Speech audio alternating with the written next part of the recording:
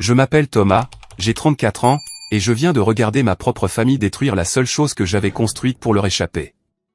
Avant de vous parler des menottes, des procès, et du moment où mes parents ont réalisé qu'ils avaient tout perdu, je veux savoir qui est à mes côtés pour cette aventure. Dites-moi de quelle ville ou état vous me regardez dans les commentaires ci-dessous.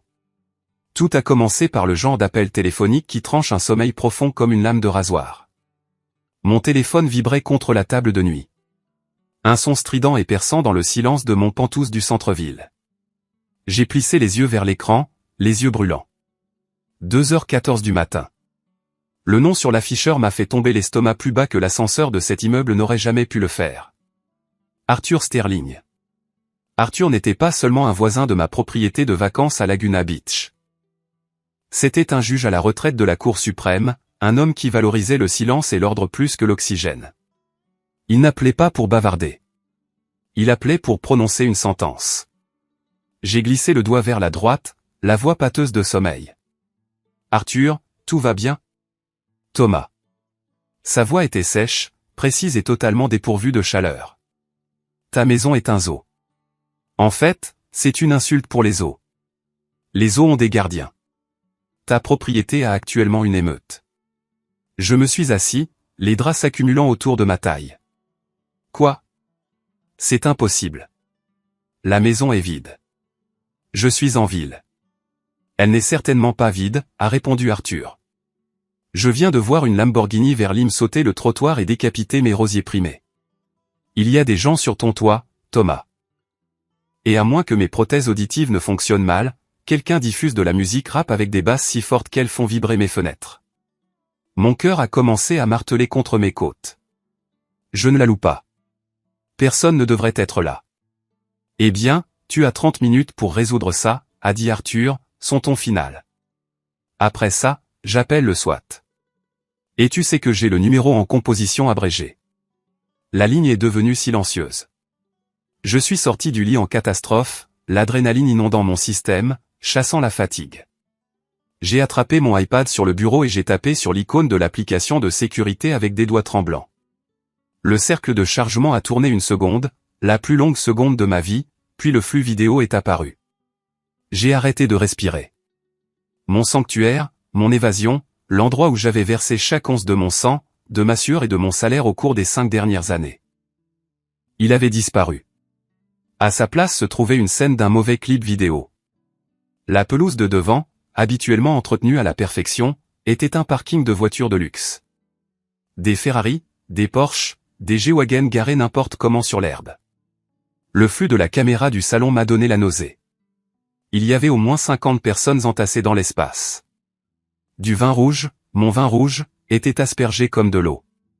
Un type que je ne reconnaissais pas utilisait mon canapé en cuir italien sur mesure comme un trampoline, ses baskets boueuses s'enfonçant dans le tissu blanc. Qui sont ces gens, ai-je murmuré dans la pièce vide. Puis j'ai balayé vers la caméra du patio. Et la rage n'est pas seulement montée, elle a explosé. Assis à la tête de ma table à manger extérieure en teck, ressemblant à des rois tenant leur cour, se trouvaient Jerry et Linda Vance. Mes parents. Ils n'essayaient pas d'arrêter le chaos. Ils l'alimentaient. Mon père tenait un cigare, la cendre tombant directement sur la terrasse, et riait de quelque chose qu'une jeune fille en bikini disait. Ma mère portait un peignoir en soie. J'ai zoomé, ma poitrine s'est serrée. Ce n'était pas n'importe quel peignoir. C'était le kimono en soie en édition limitée qu'un client m'avait rapporté de Kyoto. C'était une pièce de collection et elle le portait par-dessus ses vêtements, renversant du champagne sur le devant. Mais la pièce maîtresse de ce cauchemar se tenait au bord de la piscine à débordement. Caleb, mon jeune frère, l'enfant prodige. Il tenait un micro, criant quelque chose à la foule, gesticulant sauvagement. Il avait l'air ivre, grisé par le pouvoir, et complètement dans son élément. J'ai augmenté le volume de l'iPad. Le son crépitait, lourd de basse, mais la voix de Caleb a percé.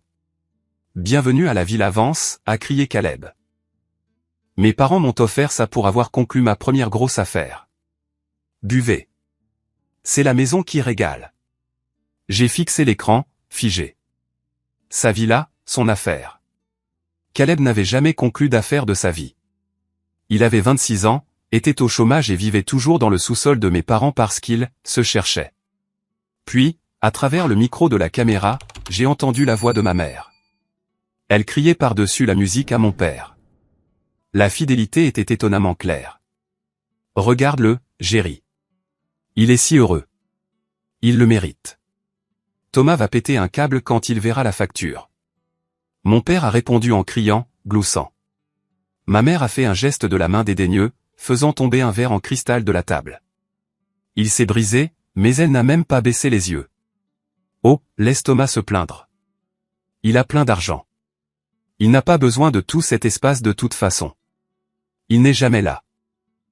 C'est égoïste de sa part de le garder fermé alors que Caleb a besoin d'un lieu pour réseauter. Égoïste. Le mot a résonné dans mon pantouse vide. J'ai vu un étranger vomir dans la piscine. J'ai vu mon frère porter un toast à son propre succès imaginaire avec une bouteille de pinot noir millésimé que je gardais pour le jour de mon mariage, si jamais j'en avais un. Je n'ai pas crié. Je n'ai pas jeté l'iPad. Un calme froid et terrifiant m'a envahi. Ce n'était pas juste une fête. C'était une déclaration de guerre. Il ne faisait pas que s'introduire chez moi. Il cannibalisait ma vie, dépouillant des parties de mon succès pour nourrir l'ego de Caleb, comme il l'avait toujours fait. Mais cette fois, ils avaient commis une erreur fatale. Ils l'ont fait devant la caméra et ils l'ont fait dans une propriété détenue par une SARL, pas par une fiducie familiale. Je suis allé au placard et j'ai enfilé un sweat à capuche et un jean. Je n'ai pas fait de sac. Je ne resterai pas. J'ai attrapé mes clés, le lourd porte-clés de ma Panamera. J'ai regardé l'écran une dernière fois. Caleb essayait maintenant de faire le moonwalk sur le bord du jacuzzi. Profite en tant que ça dure, Caleb, ai-je dit doucement. J'ai composé le 911 en entrant dans l'ascenseur. 911, quelle est votre urgence? Je voudrais signaler une effraction en cours au 4400 Cliffside Drive. Plusieurs intrus, des dommages matériels importants, et je crois qu'ils sont armés. Je n'étais pas sûr pour les armes, mais je savais que mon père portait généralement un pistolet dans sa boîte à gants. Et avec cette foule, je ne prenais aucun risque. Je voulais que la police soit là rapidement. Êtes-vous dans la maison, monsieur? Non, ai-je dit, les portes de l'ascenseur s'ouvrant sur le garage. Mais je suis en route. Et dites aux officiers de se dépêcher. Le propriétaire arrive et il n'est pas content. J'ai raccroché, je suis monté dans ma voiture et j'ai démarré le moteur. Le pot d'échappement a rugi, résonnant contre les murs de béton.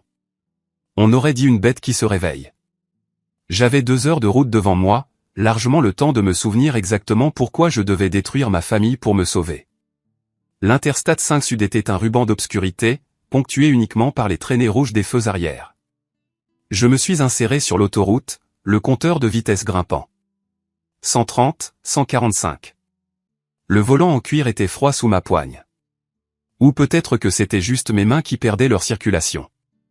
Chaque kilomètre me rapprochant de Laguna Beach me donnait l'impression de remonter le temps.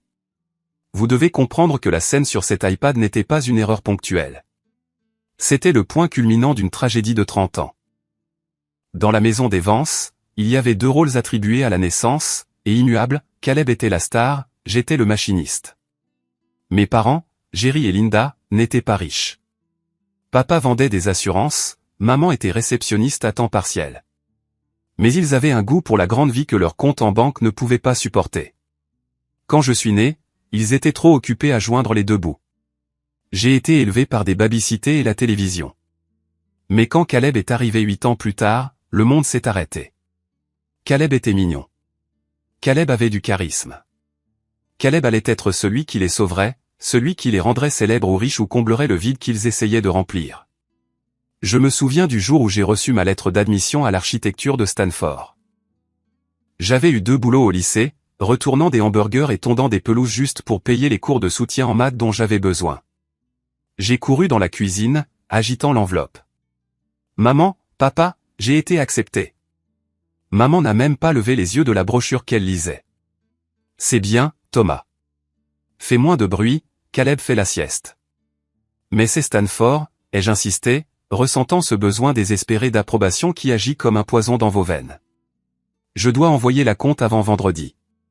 Le fonds pour les études, il est prêt? Ils se sont figés. Papa a échangé un regard avec maman. Un regard que j'allais apprendre à reconnaître comme le signe universel de « nous avons floué Thomas ». À ce sujet, a dit papa en s'éclaircissant la gorge, nous avons dû y puiser. Puiser. J'ai senti le sang quitter mon visage. Combien? Caleb avait besoin d'un appareil dentaire, a dit maman sur la défensive. Et puis il y avait ce stage de théâtre à Los Angeles. C'était une opportunité énorme pour lui, Thomas. Un agent devait être là. Vous avez dépensé tout mon fonds d'études pour un stage de théâtre? Ma voix s'est brisée. Cet argent était l'héritage de grand-mère pour l'éducation. Ne sois pas égoïste, a claqué papa. Nous sommes une famille. Nous investissons là où il y a du potentiel. Caleb a un don. Toi. Tu es intelligent. Tu te débrouilleras. Tu peux prendre des prêts ou travailler. Et c'était tout. Le scénario était écrit. J'ai eu 3 emplois pendant mes études. J'ai obtenu mon diplôme avec mention et une montagne de dettes. J'ai mangé des nouilles instantanées pendant que Caleb postait des photos de sa nouvelle motocross, achetée avec l'argent que j'envoyais à la maison pour aider avec les factures. Le compteur a atteint 150. J'ai relâché l'accélérateur, me forçant à respirer. Le vrai problème, ce n'était pas l'argent. C'était le manque de respect. Peu importe à quel point je grimpais, je n'étais jamais assez bien. J'ai lancé mon propre cabinet à 28 ans. À 30 ans, je concevais des paysages pour des milliardaires de la tech. À 32 ans, j'ai acheté la maison de Laguna. Je ne l'ai pas achetée pour faire la fête. Je l'ai achetée pour le silence. J'en ai conçu chaque centimètre. La façon dont la lumière frappait les sols en travertin le matin, les espèces spécifiques de succulentes résistantes à la sécheresse dans le jardin. C'était mon article. C'était la manifestation physique de l'ordre et du contrôle que je n'avais jamais eu en grandissant. Mes parents la détestaient. C'est trop froid, avait dit maman la seule fois où je les avais invités à dîner. Elle s'était essuyé les doigts gras sur les serviettes en lin. Pas chaleureux, sans âme. Pourquoi ne laisses-tu pas Caleb décorer, avait suggéré papa en regardant autour de lui avec un air méprisant. Il a l'œil pour les tendances. Il pourrait rendre cet endroit branché. Caleb, à l'époque, essayait de devenir DJ. Son œil pour les tendances impliquait des néons et des tapis à poils longs. Non, avais-je dit fermement. C'est ma maison, mes règles. C'était la première fois que je voyais la haine dans leurs yeux. Une haine réelle. Parce que j'avais quelque chose qu'ils voulaient et que je ne le leur donnais pas. Ils ont commencé à m'appeler Picsou. Ils ont dit à toute la famille que j'amassais ma fortune pendant que mon frère luttait. La lutte de Caleb consistait à décider quelle paire de baskets à $300 acheter avec l'argent de poche que maman lui glissait de son compte de retraite. L'année dernière a été le point de rupture. J'étais en lice pour une promotion massive, associé du cabinet. J'avais un dîner avec les associés principaux. C'était crucial. 10 minutes avant le dîner, mon téléphone a sonné. C'était maman, en sanglots. C'est Caleb. Il est en prison. Qu'est-ce qu'il a fait? Ai-je demandé en boutonnant mes manchettes, vérifiant mon reflet. J'avais l'air calme, mais mon estomac était noué. Il y a eu un malentendu dans un club. Agression, Thomas. Ils ont fixé la caution à $10 000. Nous ne les avons pas, je suis sur le point d'entrer dans la réunion la plus importante de ma vie, maman. S'il te plaît. Il ne peut pas passer la nuit là-bas. Il est fragile. Il n'est pas comme toi. Il ne peut pas supporter les choses difficiles. Il n'est pas comme toi. Signifiant, tu es une bête de somme, il est un poney de concours. Tu souffres pour qu'il puisse briller. Je ne peux pas le faire, maman. Si tu n'envoies pas l'argent, a-t-elle sifflé, sa voix baissant d'une octave, ne nous appelle plus jamais, espèce de sale gosse ingrat, après tout ce que nous avons sacrifié pour toi. J'ai raccroché. Je suis allé au dîner. J'ai eu la promotion. Mais à 2 heures du matin cette nuit-là, la culpabilité me rongeant comme un rat, j'ai viré l'argent à l'avocat. Je l'ai de nouveau fait sortir de prison. Et qu'est-ce que j'ai eu en retour? Un SMS de Caleb le lendemain, il était temps. La bouffe là-bas était dégueulasse. Pas de merci. Pas d'excuses. C'est ce jour-là que j'ai arrêté d'envoyer des chèques. J'ai configuré une boucle dans mon logiciel financier pour rejeter automatiquement leurs demandes. Je leur ai dit que j'avais des problèmes de trésorerie.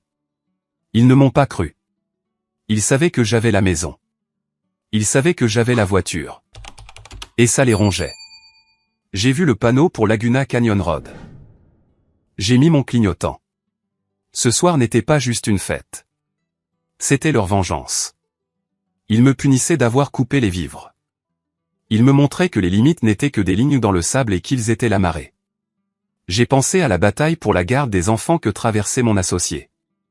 Il m'a dit un jour, Thomas, la seule façon de gagner contre des gens irrationnels est d'être la personne la plus rationnelle de la pièce. Tu as besoin de documents. Tu as besoin de levier. Tu dois être froid. J'ai tapoté le volant. Froid. Je pouvais être froid. J'ai vérifié l'heure sur le tableau de bord. 3h45, la police devrait arriver bientôt. Mon téléphone a de nouveau vibré. C'était Sarah, mon assistante personnelle. Je la payais le triple pour être disponible en cas d'urgence, mais je l'utilisais rarement. Ce soir, je lui avais envoyé un SMS en courant vers la voiture. J'ai les dossiers. La voix de Sarah est sortie des haut-parleurs Bluetooth. Elle avait l'air bien réveillée. J'ai sorti l'acte de propriété, les documents de création de la SARL et la police d'assurance. J'ai aussi trouvé le fil de discussion de Noël dernier où tu as explicitement dit à ton père par écrit que personne n'est autorisé à la maison de la plage sans ta présence. Tu es une sauveuse, Sarah. Il y a autre chose. Elle a hésité. J'ai fait une recherche rapide sur les réseaux sociaux de Caleb. Il ne fait pas que faire la fête, Thomas. Qu'est-ce que tu veux dire? Il a créé une page Eventbrite. La fête du manoir doré. Il a vendu des billets. L'entrée générale était à $200. L'accès VIP à la chambre principale, ta chambre, était à $500. J'ai failli percuter la glissière de sécurité. Il a vendu des billets pour ma maison. Il a gagné environ $15 000 ce soir. Tout va sur un compte PayPal lié à Linda Vance.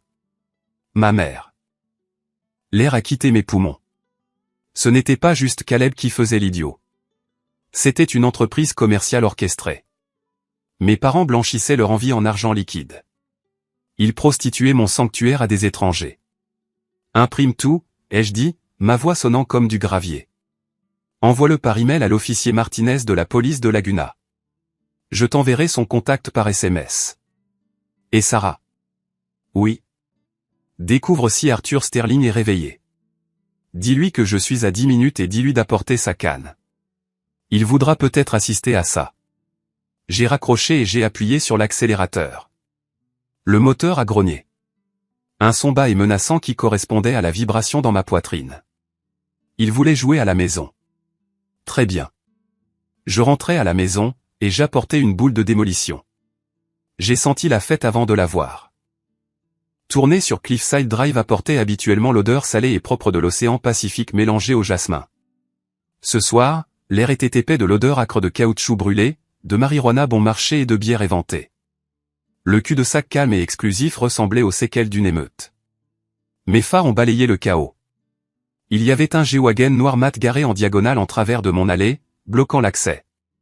Une Ferrari rouge était sur le trottoir, deux de ses roues écrasant un arroseur qui crachait maintenant un geyser d'eau en l'air, trempant l'intérieur en cuir de la voiture parce qu'ils avaient laissé le toit ouvert. Mais c'est le bruit qui m'a le plus frappé. La basse n'était pas seulement forte, elle était physique. Elle cognait contre les portières de la voiture. Un battement de cœur implacable et irrespectueux. J'ai garé la Panamera derrière le G-Wagon, le bloquant efficacement. J'ai coupé le moteur pendant un moment. Je suis juste resté assis là. J'ai regardé la maison, mon chef-d'œuvre moderne de verre et d'acier, brillant comme une lanterne dans la nuit. Des ombres dansaient à chaque fenêtre. Des corps, des centaines d'entre eux. J'ai vu une silhouette sortir en titubant de la porte d'entrée et vomir dans ma jardinière de rares érables japonais. J'ai ouvert la portière de la voiture et je suis sorti. La brise fraîche de l'océan m'a frappé le visage, contrastant avec la chaleur de ma colère. J'ai marché vers le portail d'entrée, mes bottes craquant sur du verre brisé. Une bouteille de Grey Goose brisée gisait dans le caniveau. Un type en gilet de sécurité, un gilet qui disait « Équipe de l'événement Vance », s'est mis devant moi. Il avait l'air d'avoir 20 ans, un tatouage sur le cou et des yeux qui ne pouvaient pas se concentrer. « Oula, attends, mon pote », a-t-il bredouillé en tendant la main. Événement privé. Détenteur de billets seulement ou tu as un pass VIP. J'ai regardé sa main, puis son visage. Dégage de mon chemin, Hilary. Écoute, le dur à cuire. À moins que tu ne sois sur la liste, tu n'entres pas. Caleb a dit pas de naze. J'ai laissé échapper un petit rire sec et sans humour. Dis-moi, combien Caleb te paie? 50$ et boissons gratuites, a ricané le gamin. Eh bien, tu ferais mieux d'espérer que ces boissons valaient une accusation de crime pour complicité de cambriolage, ai-je dit en le dépassant. Et il m'a attrapé l'épaule. Je me suis retourné. Je n'ai pas crié. Je n'ai pas frappé. Je l'ai juste regardé avec le genre de regard que je réserve aux entrepreneurs incompétents qui essaient de faire des économies sur les murs porteurs. Je m'appelle Thomas Vance. Je suis le propriétaire de cette propriété. La police est à 3 minutes. Si ta main est encore sur moi dans 2 secondes, j'ajouterai l'agression à la liste des charges que je porterai contre toi personnellement. Les yeux du gamin se sont écarquillés. Il a lâché ma main comme s'il s'était brûlé. Je ne savais pas, ai-je ordonné. Maintenant. Il n'a pas discuté. Il s'est retourné et a sprinté dans la rue, abandonnant son poste. J'ai remonté l'allée. La destruction était pire de près. La porte d'entrée en acajou sur mesure était calée ouverte avec une statue. Pas juste une pierre, une statue. Un buste en bronze d'Aristote que j'avais acheté lors d'une vente aux enchères en Grèce. Il gisait sur le côté, éraflant le bois. Je suis entré dans le hall. La chaleur m'a frappé en premier. Le système de CVC était clairement submergé par le nombre de corps. Ça sentait la sueur et le désespoir. Le couloir principal était un parcours du combattant de l'irrespect. Une fille en talons essayait de graver ses initiales dans le mur de plâtre avec une clé. Un couple s'embrassait agressivement contre mon piano à queue. J'ai traversé la foule comme un fantôme. Personne ne m'a remarqué. J'étais plus âgé que la plupart d'entre eux, habillés simplement d'un sweat à capuche, invisibles dans leur monde de paillettes et de bruit. J'ai atteint le salon principal. Là, sur le mur, se trouvait mon tableau préféré, un original abstrait que j'avais mis 3 ans à retrouver. Quelqu'un y avait dessiné une moustache avec un charpie. J'ai senti une veine sur mon front palpiter. L'envie de commencer à frapper était écrasante. Je voulais attraper ces intrus par leur col de créateur et les jeter par les fenêtres. Mais je me suis arrêté. Montrer, ne pas dire. J'avais besoin qu'ils me montrent tout. J'ai sorti mon téléphone et j'ai commencé à enregistrer. J'ai balayé la pièce. J'ai capturé des visages. J'ai capturé le type qui sniffait des lignes de poudre blanche sur mon îlot de cuisine, directement sur le marbre de Carrare non scellé. Cette tâche ne partirait jamais. Puis j'ai vu les portes-fenêtres. Elles étaient grandes ouvertes. Je suis sorti sur la terrasse. L'air frais de la nuit m'a semblé une gifle. Les lumières de la piscine changeaient de couleur, violet, vert, rouge. Et ils étaient là, le trio toxique. Mes parents tenaient leur cours à la grande table extérieure. Ils avaient rapproché mes lampes chauffantes, créant un petit nid douillet de corruption.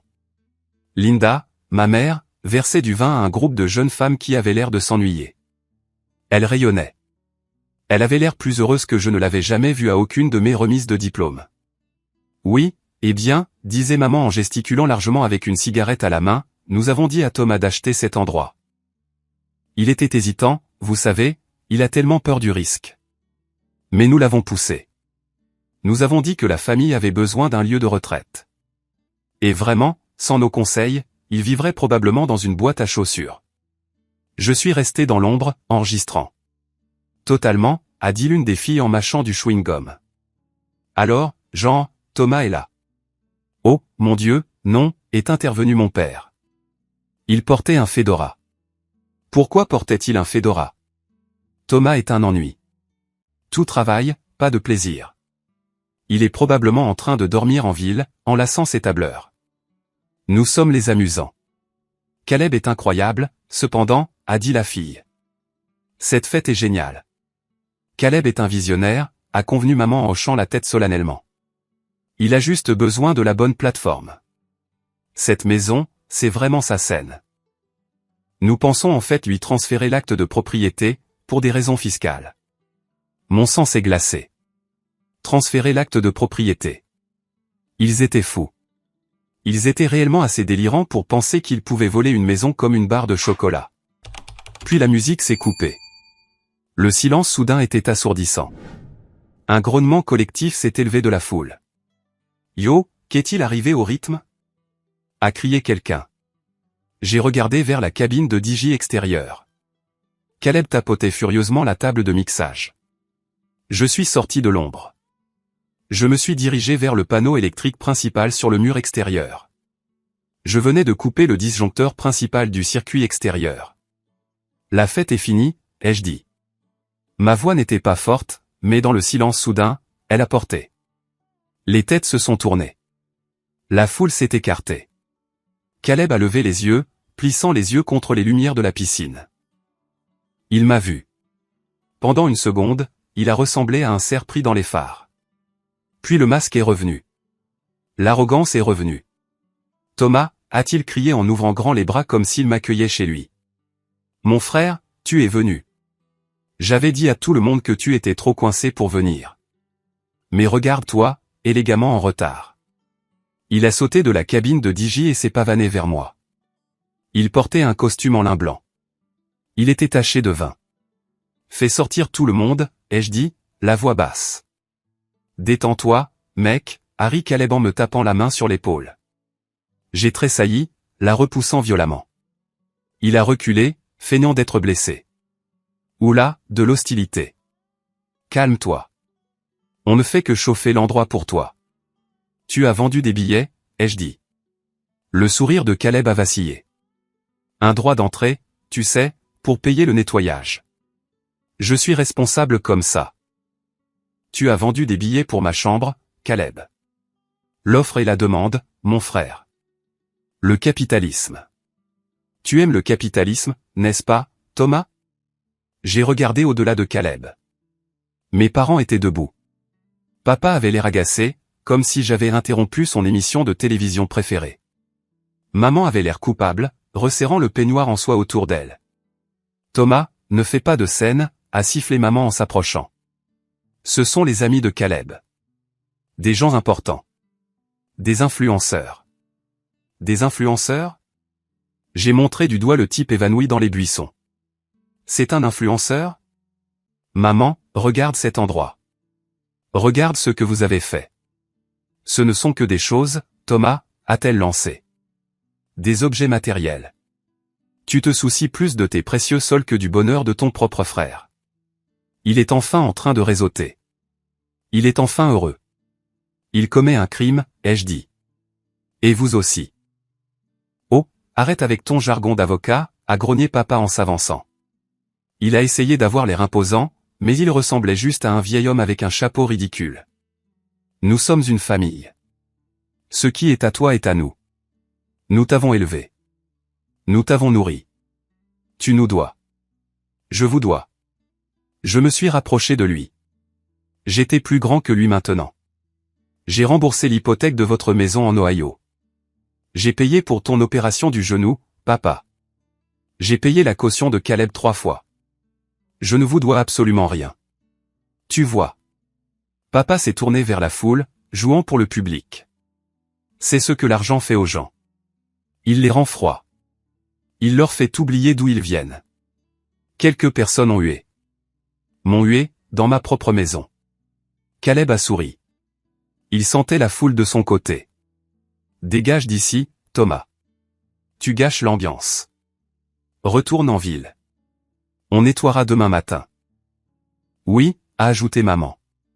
Rentre chez toi, Thomas. On discutera de ton attitude plus tard. Je les ai regardés, vraiment regardés. J'ai vu le sentiment de droit gravé dans chaque ride. Ils ne m'aimaient pas. Ils ne m'appréciaient même pas. Ils me regardaient et voyaient un distributeur de billets ambulant qui avait mal fonctionné. Et à ce moment-là, le dernier fil d'obligation que je ressentais la culpabilité, le devoir, le désir de plaire a cédé. Il ne s'est pas rompu avec un bruit sec. Il s'est rompu avec un murmure. J'ai vérifié ma montre. 3h58, je ne vais nulle part, ai-je dit, la voix calme. Mais vous, si. Des sirènes. D'abord un hurlement lointain, puis deux, puis un chœur. Des gyrophares bleus et rouges ont clignoté contre les murs du canyon, rebondissant sur la piscine à débordement, transformant l'eau en une lumière stroboscopique d'autorité. La foule s'est figée. « Tu as appelé les flics ?» a demandé Caleb, sa voix se brisant. Il avait de nouveau l'air d'avoir 12 ans. « Sur ta propre famille. »« Non », ai-je dit en sortant mon téléphone et en lui montrant l'écran où l'officier Martinez venait d'envoyer un SMS. « Nous sommes au portail. J'ai appelé les flics pour des intrus, et je suis sur le point de porter plainte. » Le son des sirènes a un effet magique sur les faux amis. Dès que la première voiture de police a crissé des pneus en s'arrêtant au bas de l'allée, les influenceurs se sont dispersés comme des cafards quand on allume la lumière de la cuisine. Les gens sautaient par-dessus les haies, escaladaient la clôture du voisin, abandonnant leurs verres à moitié finis, dans certains cas, leurs chaussures. Mais le trio toxique ne pouvait pas s'enfuir. Ils étaient piégés sous les projecteurs de leur propre création. Le visage de Caleb est passé de l'arrogance à une pâleur blanche en 3 secondes. « Tu dois leur dire que c'est un malentendu » a-t-il balbutié, reculant jusqu'à heurter le bord de la cabine de DJ. « Thomas, sérieusement, j'ai un casier. Si je me fais arrêter pour ça, c'est une violation de ma probation. »« Je sais » ai-je dit. Je n'ai pas bougé. Je me tenais comme une statue au centre du chaos. « Tu ne peux pas faire ça » a crié maman. Elle s'est précipitée sur moi, m'agrippant le bras avec des doigts crochus. « C'est ton frère. C'est ta chair et ton sang. Dis-leur de partir. »« Lâche-moi » ai-je dit en la secouant. « Jerry, fais quelque chose » a-t-elle hurlé à mon père. Papa s'est avancé, bombant le torse. Il a ajusté son fedora comme pour essayer d'invoquer une certaine autorité. « Maintenant, écoute-moi bien, mon fils. Tu vas aller là-bas et dire à ces officiers que nous avons la permission d'être ici. Tu vas leur dire que c'est une réunion de famille. »« Mais je ne vous ai pas donné la permission, » ai-je répondu. « Tu l'as sous-entendu » a crié papa. « En ayant cette maison et en ne l'utilisant pas. C'est un péché de gaspiller les ressources. Nous ne faisons que maximiser l'utilité. » Maximiser l'utilité ? J'ai montré la porte vitrée brisée. C'est ça, maximiser l'utilité ? Sniffer de la coque sur mon îlot de cuisine, c'est maximiser l'utilité ? Tu es dramatique, a craché maman. On peut réparer une porte, mais tu ne peux pas réparer un casier judiciaire. Veux-tu détruire la vie de ton frère ? Je ne la détruis pas, ai-je dit en regardant les lumières de la police danser sur son visage furieux. Je refuse juste de la sauver cette fois. Des bruits de bottes lourdes ont martelé le pavé. Des voix ont crié, « Police, ne bougez pas !» L'officier Martinez est entré sur la terrasse. C'était un homme imposant, aux larges épaules, avec un visage qui avait vu tous les mensonges qu'un criminel pouvait inventer. Je l'avais rencontré quelques fois lors des réunions de l'association des propriétaires. Il me connaissait. « Monsieur Vance ?» a demandé Martinez en me regardant. Puis il a regardé la foule. « Nous avons eu plusieurs plaintes pour tapage, des rapports de dommages matériels et de stationnement illégal. Et Arthur Sterling dit qu'il y a une émeute. » Officier, s'est avancé papa avant que je puisse parler. Il a pris sa meilleure voix de vieil homme innocent. « Officier, Dieu merci, vous êtes là. Il y a eu un terrible malentendu. Mon fils, ici, il m'a montré du doigt, fait une sorte de crise de nerfs. Il nous a invités à une fête et maintenant il essaie de mettre tout le monde dehors parce qu'il a eu une saute d'humeur. » Je l'ai regardé fixement. L'audace était à couper le souffle. Martinez a regardé papa, puis moi. « Est-ce vrai, monsieur Vance ? » ?»« Non, » ai-je dit clairement. « Je ne les ai pas invités. J'étais en ville. J'ai été alerté par mon système de sécurité. Ces personnes sont entrées par effraction. Ils ont forcé la serrure, je l'ai en vidéo. Ils ont endommagé ma propriété et ils vendent des billets pour des événements non autorisés chez moi. »« Menteur !» a crié maman. Elle a même tapé du pied. « Nous sommes ses parents. Nous avons des droits. »« Avez-vous une clé, madame ?» a demandé calmement Martinez.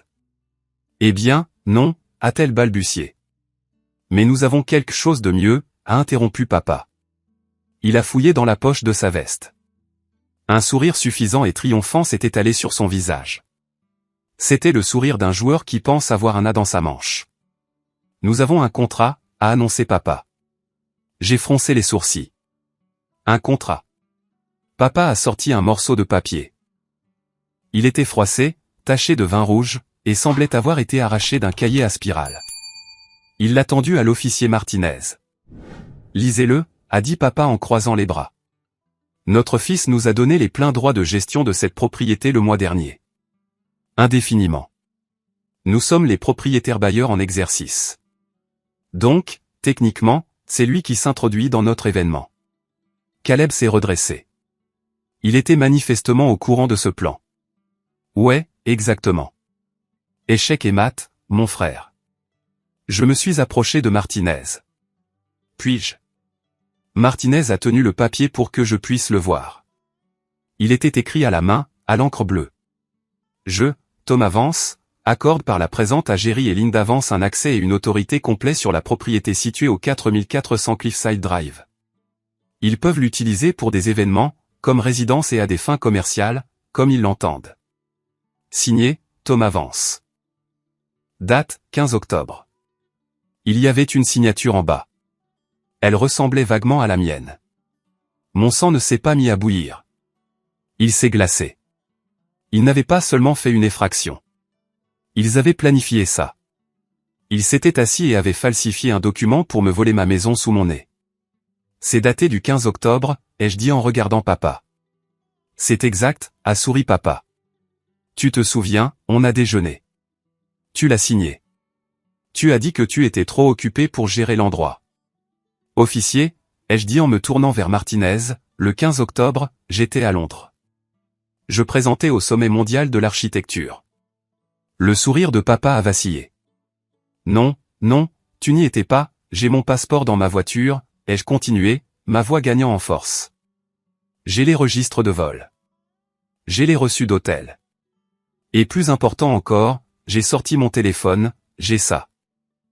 J'ai de nouveau ouvert l'application de sécurité. Je suis allé dans l'historique du cloud. J'avais cherché des mots-clés plus tôt en attendant les flics. Mon système de sécurité enregistre l'audio, ai-je expliqué à Martinez, et il conserve les archives pendant 30 jours. J'ai appuyé sur lecture sur un clip d'il y a 2 jours. Le son était net. C'était la voix de papa. Signe-le, Linda. Il ne vérifie jamais son courrier. Si les flics viennent un jour, on leur montre ça. Ça les embrouillera assez pour nous éviter la prison pour la nuit. Le temps qu'ils prennent un avocat, on aura gagné assez d'argent avec les fêtes pour le combattre. Puis la voix de maman fait la signature plus bouclée. Il fait ce grand T, le silence sur la terrasse était absolu. Le seul son était le fracas lointain des vagues. L'officier Martinez a levé les yeux du téléphone. Il a regardé papa. Le regard patient avait disparu. Falsification, a demandé Martinez en haussant un sourcil. Et tentative de faire un faux rapport. La bouche de papa s'est ouverte et fermée comme un poisson sur un quai. La couleur a quitté son visage, le laissant d'un gris maladif. C'était une blague, a murmuré papa. Une farce. Menotez-les, a dit Martinez à ses adjoints. Au moment où le métal a cliqué, la réalité a brisé leur illusion. Vous ne pouvez pas faire ça, a hurlé maman alors qu'une adjointe la retournait. Je suis une vieille femme. J'ai une sciatique. C'est de la maltraitance de personnes âgées. Vous avez le droit de garder le silence, a récité l'adjointe, peu impressionnée par le kimono de soie. Thomas, a crié maman en tournant la tête pour me regarder. Ses yeux étaient grands, terrifiés et furieux. Dis-leur d'arrêter. Nous sommes tes parents. Tu ne peux pas les laisser nous emmener en prison comme de vulgaires criminels. Je suis resté là, les mains dans les poches de mon sweat à capuche. J'ai regardé les personnes qui étaient censées me protéger, les personnes qui étaient censées être mon filet de sécurité, être maîtrisées parce qu'elles avaient essayé de me voler. Je ne vous ai pas rendu criminel, maman, ai-je dit doucement. Vous l'avez fait vous-même. Je te déteste, a-t-elle craché. J'aurais aimé que tu ne sois jamais né. Espèce de bâtard avare et sans cœur. Les mots auraient dû faire mal. Il y a 10 ans, ils m'auraient détruit. Mais ce soir, ils ont juste rebondi. C'était une confirmation. Je ne perdais pas des parents. Je perdais des parasites. Et puis il y avait Caleb. Il ne se battait pas. Il pleurait. Des sanglots bruyants et convulsifs. Thomas, s'il te plaît, a-t-il bredouillé alors que Martinez serrait les attaches en plastique autour de ses poignets. Je ne peux pas y retourner. Les gars à l'intérieur, ils ont dit que si je viole ma probation, je fais les 3 ans complets. Thomas, s'il te plaît. Je ferai n'importe quoi. Je nettoierai la piscine. Je tondrai la pelouse. Dis-leur juste que je suis un locataire. Dis que je paie un loyer. Il avait l'air si petit. L'enfant prodige réduit à un mendiant. Tu as eu ta chance, Caleb, ai-je dit en m'approchant de lui. Tu as eu 1 millier de chances. J'ai payé tes études, tu as abandonné. J'ai payé ton appartement, tu l'as saccagé. Je t'ai trouvé un travail avec mon entrepreneur, tu as volé des outils. Je suis désolé, a-t-il gémi. Je vais changer, je le jure. Non, tu ne le feras pas, ai-je dit. Parce que tu n'as jamais eu à faire face à une conséquence de ta vie. Maman et papa sont toujours intervenus. Je suis toujours intervenu. J'ai regardé l'officier Martinez. Avez-vous tout ce dont vous avez besoin? Nous avons les preuves vidéo, le document falsifié et le témoignage du voisin, a hoché la tête Martinez. Nous accusons Caleb de cambriolage, d'intrusion et de violation de probation. Vos parents risquent des accusations de fraude, de falsification et de complicité de cambriolage. Ça va être une longue nuit pour eux. Bien, ai-je dit. Ils ont commencé à les escorter vers les voitures de police garées dans l'allée. Mon père a tenté un dernier jeu de dignité. Il s'est arrêté près de moi, me foudroyant du regard. Tu penses que tu as gagné? Tu as perdu ta famille ce soir, Thomas. Tu es un orphelin maintenant. J'espère que l'argent te tiendra chaud. C'est le cas, ai-je dit. Le système de chauffage de cette maison est excellent. Où il l'était, jusqu'à ce que tes invités cassent le thermostat. Je les ai regardés se faire pousser à l'arrière des voitures de police. Les lumières bleues et rouges se reflétaient sur leurs visages.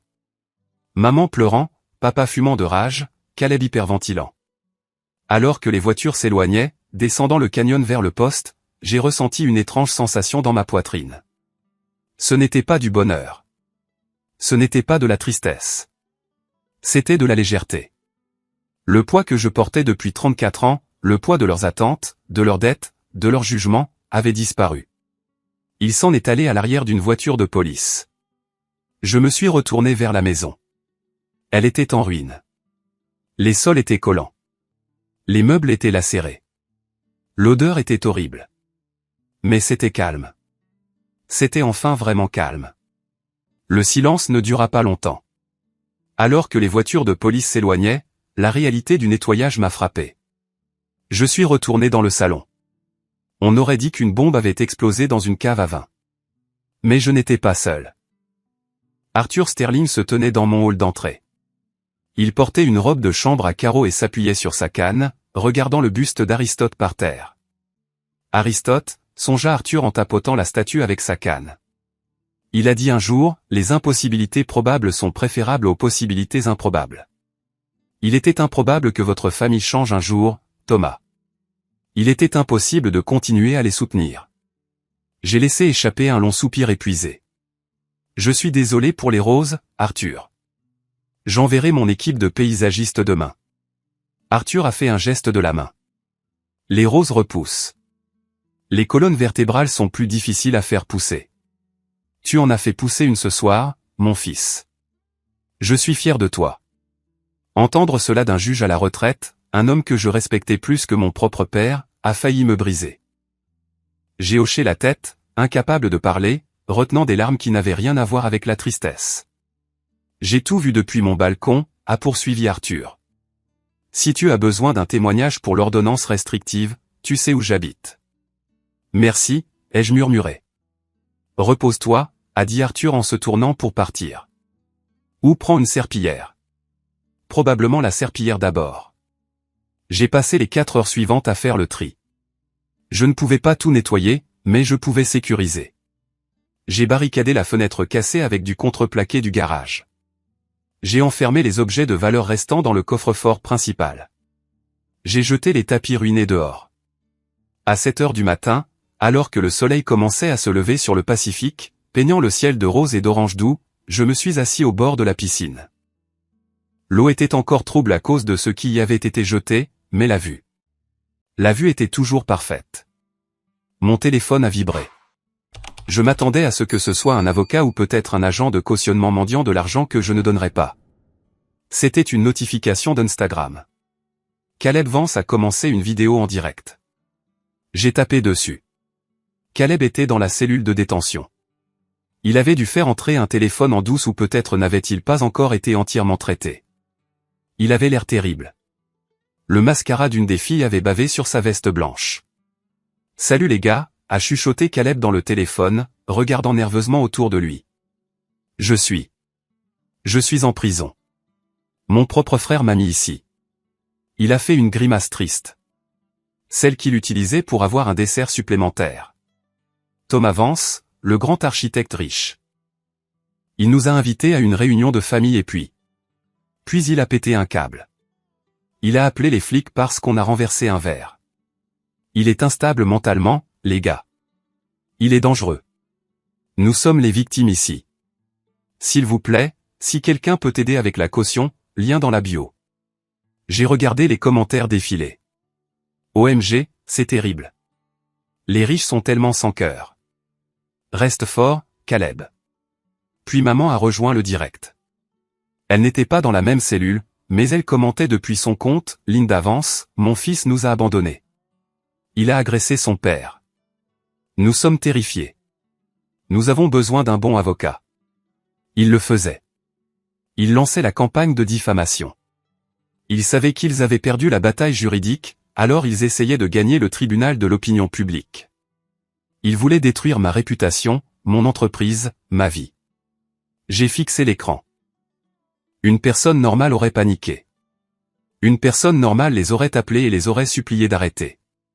Mais je n'étais plus normal. J'étais libre. J'ai fait une capture d'écran du direct. Puis j'ai ouvert ma galerie de photos. J'ai sélectionné la vidéo de papa expliquant la falsification. J'ai sélectionné la vidéo de maman riant du vol de l'acte de propriété. J'ai sélectionné le clip de Caleb vendant des billets pour ma chambre. J'ai ouvert mes propres réseaux sociaux. J'avais un nombre modeste d'abonnés, principalement des clients et d'autres architectes, mais je savais comment fonctionnait Internet. La vérité est inflammable. J'ai rédigé un post. Titre, La vérité sur la nuit dernière. Légende, ma famille dit que je les ai abandonnés. Voici les images de sécurité d'eux entrant par effraction chez moi, falsifiant ma signature et vendant des billets à des étrangers. Décidez qui est la victime. Mon doigt a plané au-dessus du bouton, publier. Si je faisais ça, il n'y aurait pas de retour en arrière. Ce n'était plus seulement un conflit familial.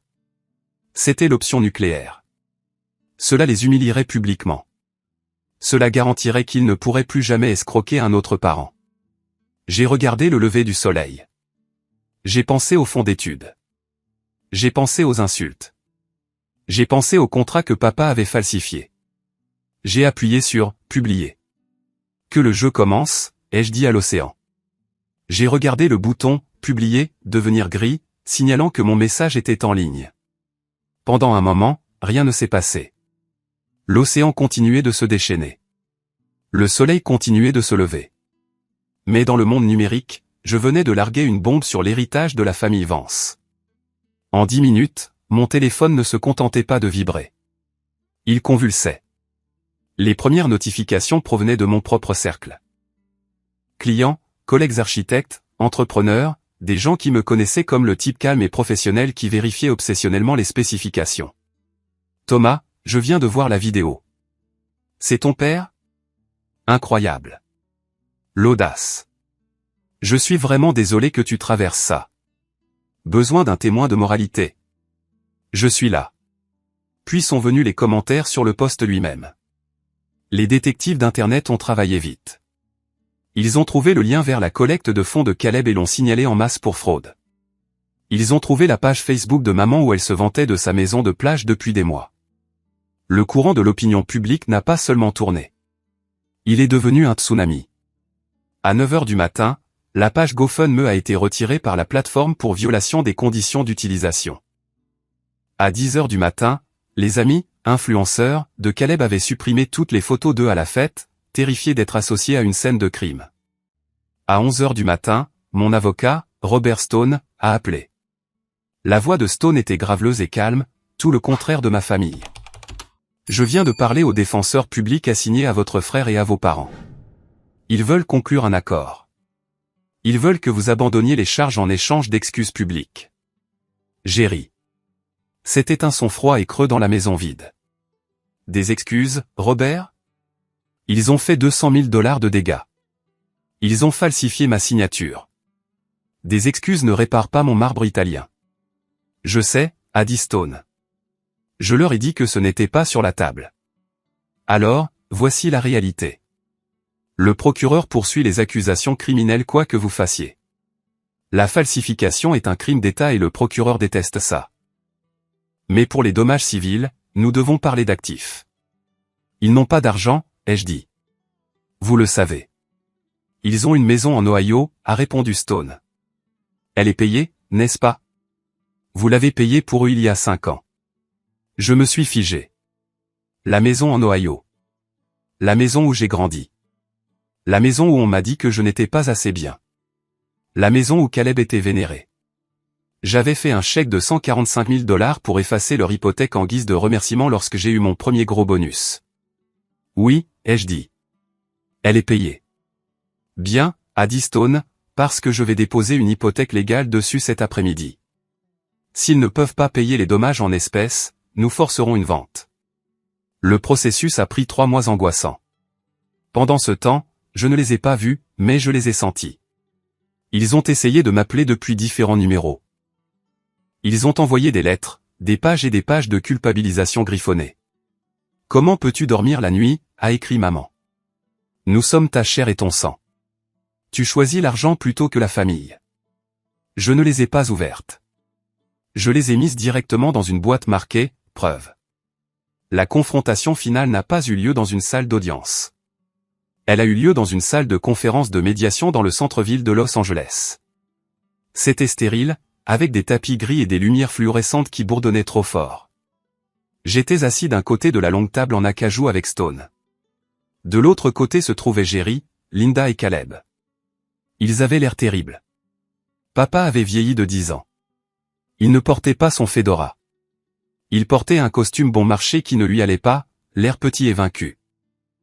Maman avait l'air hagarde, ses racines grises, ses yeux parcourant la pièce comme un animal pris au piège. Et Caleb. Caleb avait l'air brisé. Il était en liberté sous caution, qu'une tante avait garanti avec le titre de sa voiture, mais l'arrogance avait disparu. Il était assis la tête baissée, se rongeant les cuticules. Quand je suis entré, maman a laissé échapper un sanglot. Thomas, mon bébé.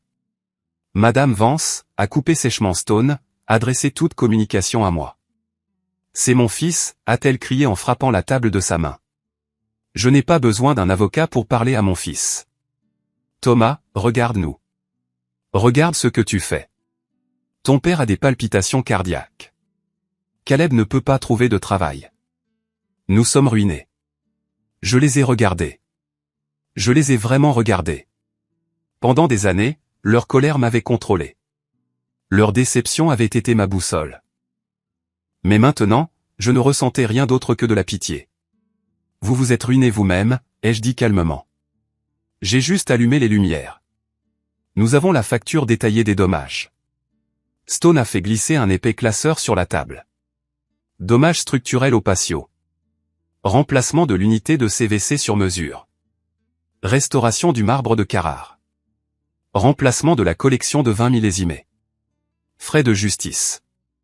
Mise à niveau de la sécurité. Total, 428 000 $. Papa a pris le classeur.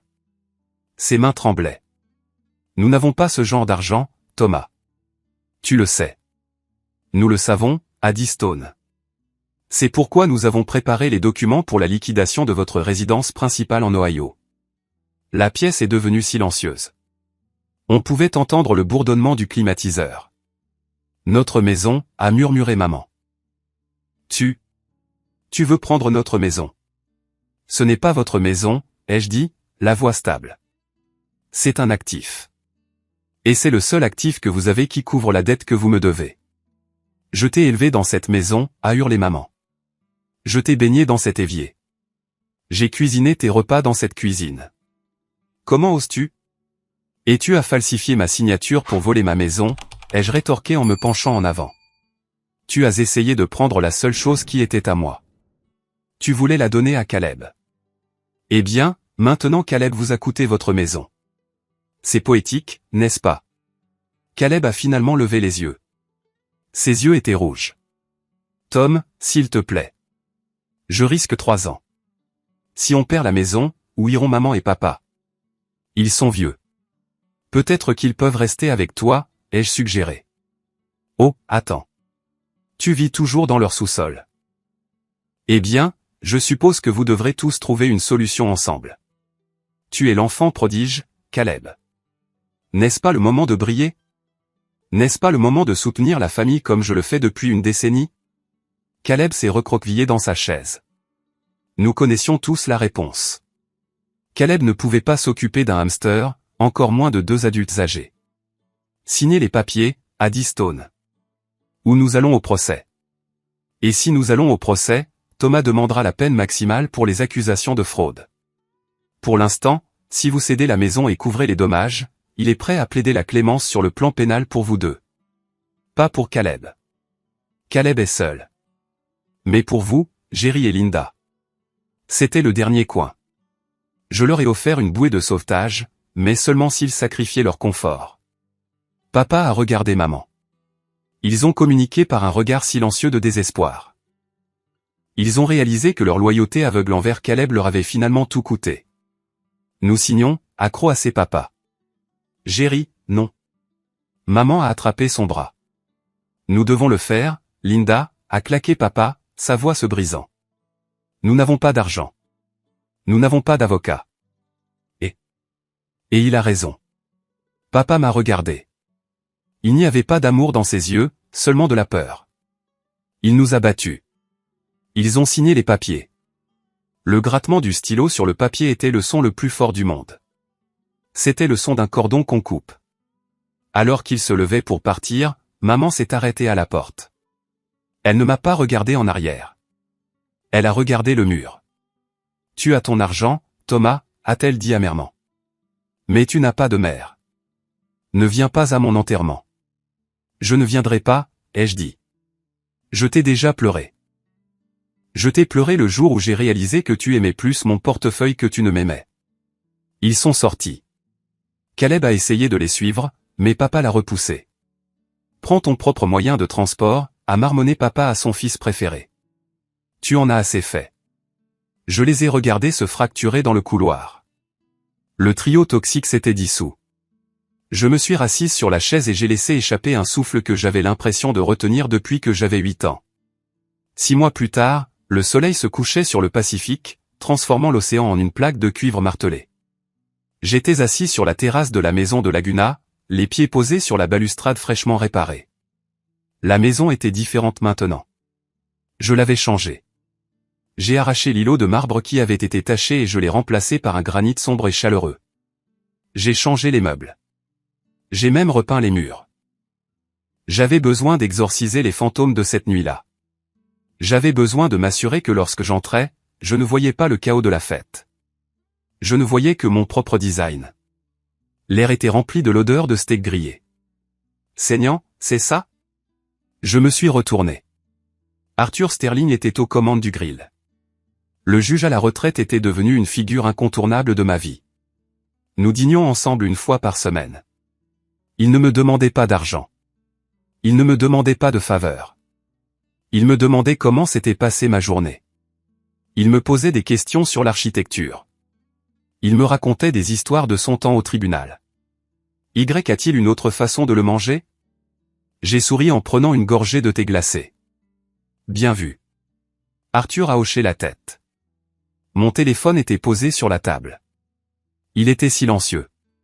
J'avais changé de numéro le lendemain du règlement. J'ai bloqué tous les parents qui avaient pris le parti de mes parents.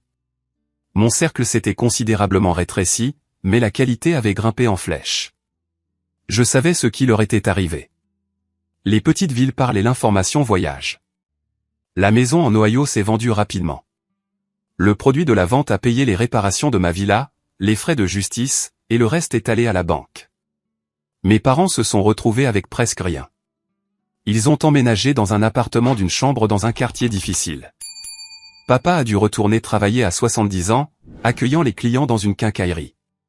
Maman travaillait apparemment dans un centre d'appel. Et Caleb. La justice est rarement parfaite, mais parfois elle rime. Caleb n'a pas eu les 3 ans de prison, mais il n'est pas parti libre non plus. En raison de son casier antérieur et de l'ampleur des dommages, le juge, un collègue d'Arthur, bien qu'Arthur jure ne pas avoir tiré les ficelles, lui a donné une peine mixte, 6 mois de prison de comté, suivi de 3 ans de probation stricte et 500 heures de travaux d'intérêt général.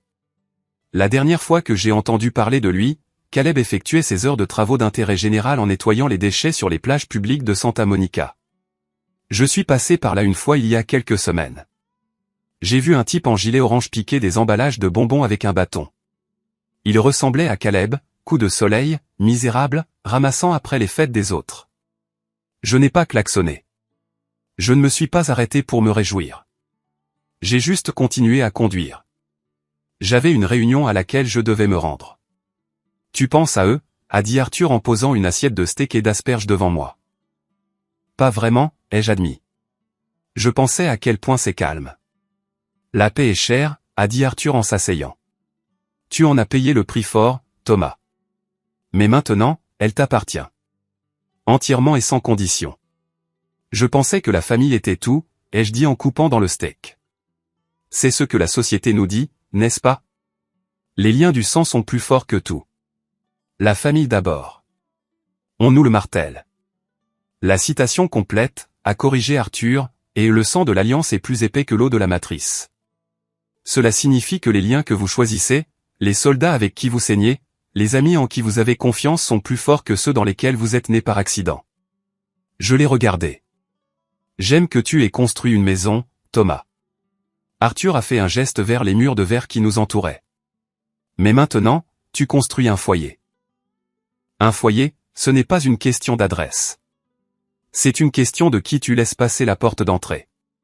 Tu as enfin installé une serrure sur ta vie. Il avait raison. Pendant des années, j'avais été une porte ouverte. Je l'ai laissé entrer avec des chaussures boueuses, salir mon âme, et manger ma nourriture tout en se plaignant du service.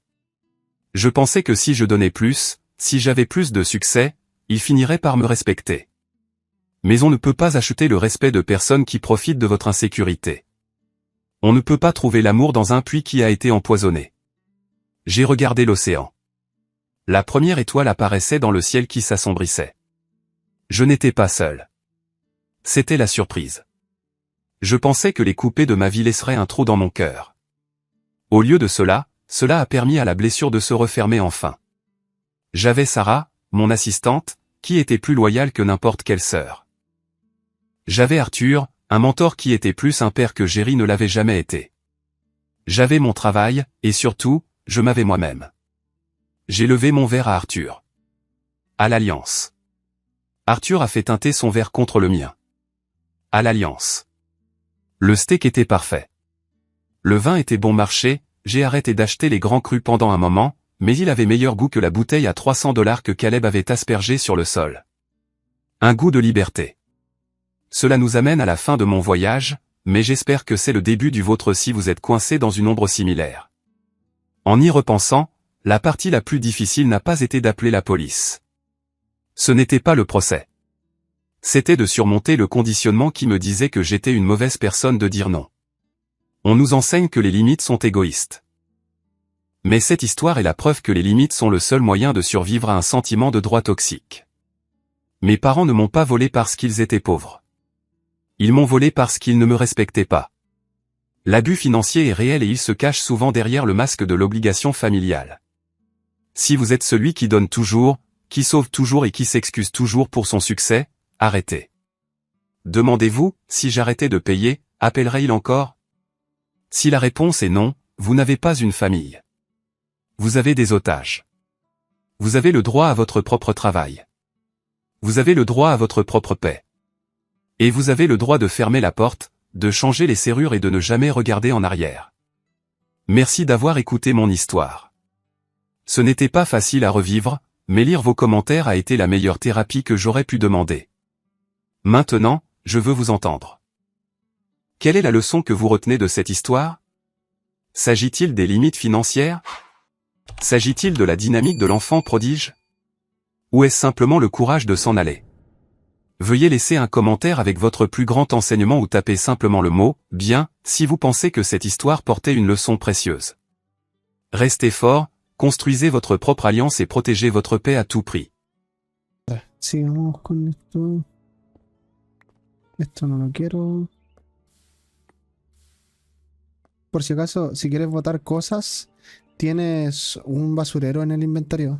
Abajo a la derecha.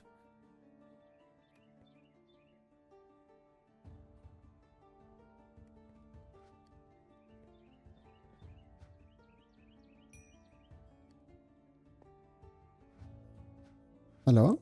¿Me escuchaste? Sí, te escuché.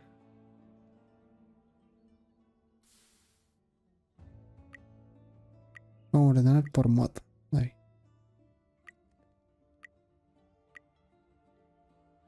Por etiqueta, ahí. Por etiqueta mejor.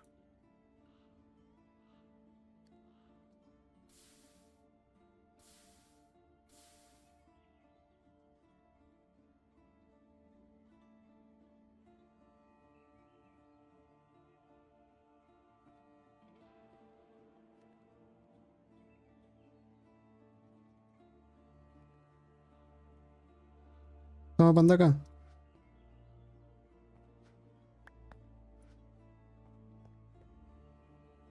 Ahí está. No te escucho, weón. ¿Lo tenéis pulsar para hablar? Sí, lo tengo que pulsar para hablar. Es que estaba leyendo unas cuestiones que me estaban colocando acá. Estaban preguntando por el tema del pack de mods y cosas así. No. Sí, ese bastoncito a ver si te funciona.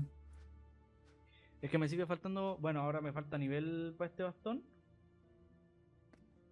Me falta hacer nivel 4 y inteligencia en minería 3. Dale.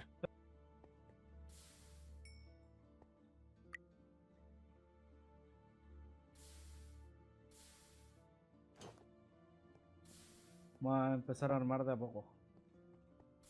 A ver, acabo de ver. Pasar Toma. un weón cayéndose. Ahí. El collar.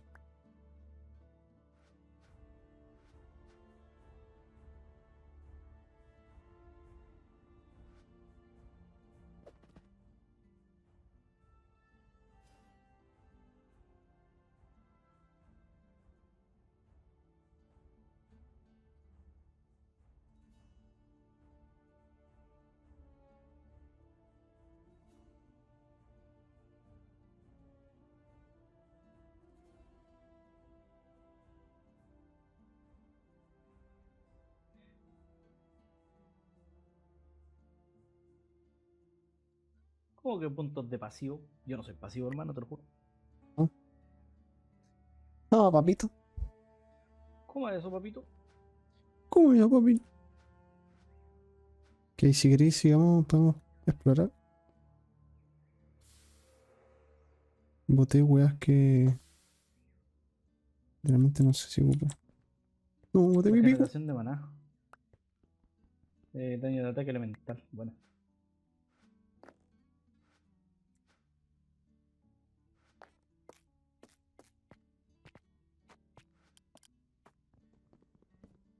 Bueno, bueno. ¿Puedo seguir reclamando? Sí. Experiencia. Warps. Mm, Hay otra mochilita.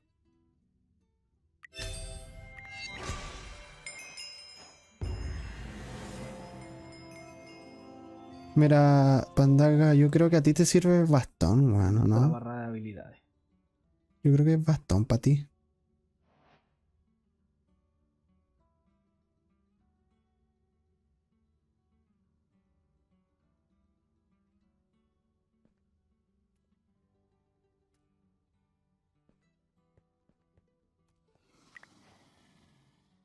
¿Qué pasa, no?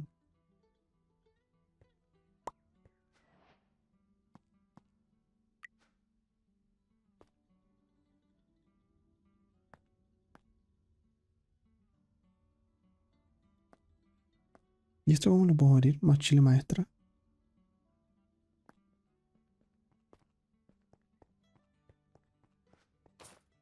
¿Y el Jared, weón, qué le pasó? No sé.